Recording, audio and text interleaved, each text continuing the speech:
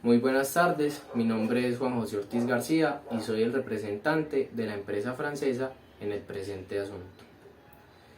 Debo decir que la empresa española incumplió con el contrato de compraventa que tenía como objeto entregar al comprador 8.651 pares de zapatos. Esto se tradujo en perjuicios materiales e inmateriales para mi representada. En primer lugar, debemos definir si se aplica o no la Convención de Viena, pues para este caso se aplica la Convención de Viena de 1980 sobre compraventa internacional de mercaderías por tres características esenciales. La primera es que ambos estados de las empresas contratantes son estados miembros de la Convención de Viena. La segunda es la existencia del elemento extranjero, pues las empresas contratantes tienen su establecimiento en estados diferentes y según el artículo 1.1 de dicha convención aplica.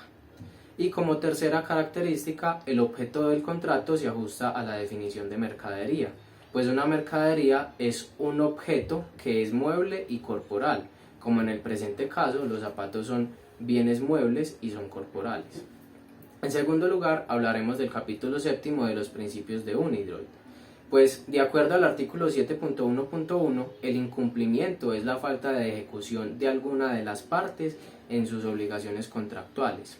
Además, de acuerdo al artículo 7.2.2, se puede exigir el cumplimiento de obligaciones no dinerarias en nuestro caso, ya que la prestación es posible, no es excesivamente onerosa, no se puede recibir la prestación por otra vía, no es exclusivamente personal y se reclamó dentro de un plazo razonable desde que se supo del incumplimiento.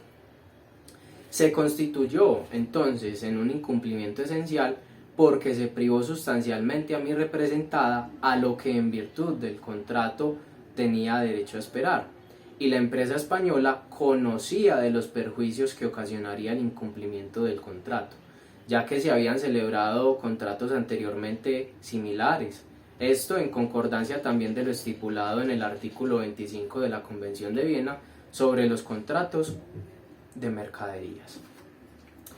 Teniendo entonces en cuenta que existió un incumplimiento esencial, se puede exigir reparación integral, esta contenida en el artículo 7.4.2 y siguientes, pues a causa de las pérdidas sufridas y por motivo de las ganancias de las que se privó a mi representada. En tercer lugar, se presentan acciones frente al incumplimiento, porque efectivamente la empresa española incumplió lo pactado, pues el vendedor conocía la intención de mi representada en participar en el mercado de calzado.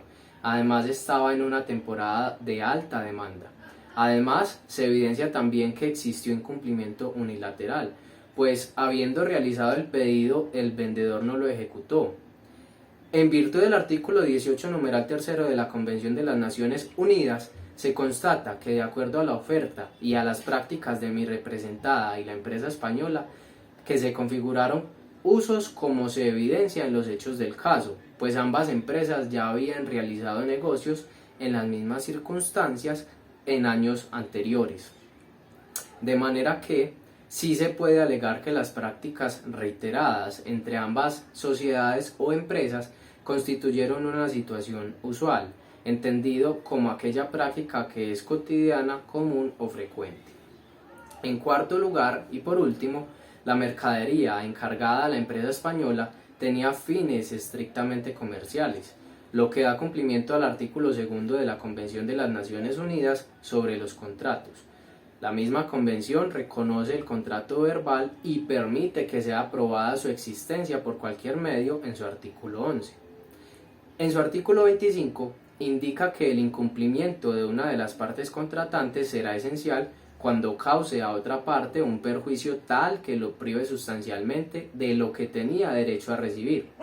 También, en el artículo 45, faculta al comprador a ejercer acciones en caso de incumplimiento por parte del vendedor, y en su literal B nos remite a los artículos 74 al 77, donde se tasan los perjuicios exigidos que comprenden el valor de la pérdida sufrida y la ganancia que el comprador dejó de recibir.